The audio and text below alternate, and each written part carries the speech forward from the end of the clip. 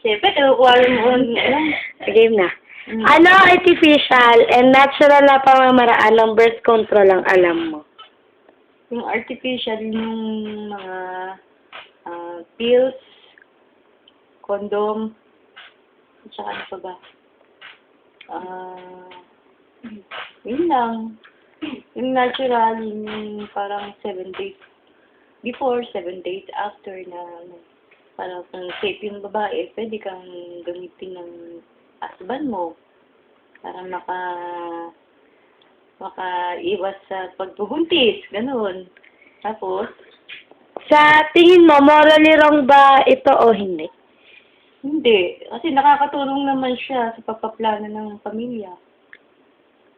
Yung bilang Kristiyano, ano ang opinion mo sa RH law at bakit?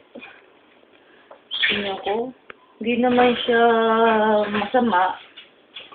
Mas pabor nga yun sa mga sa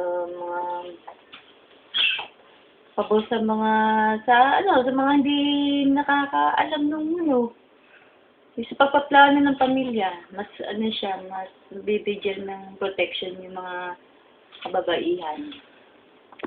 Yan.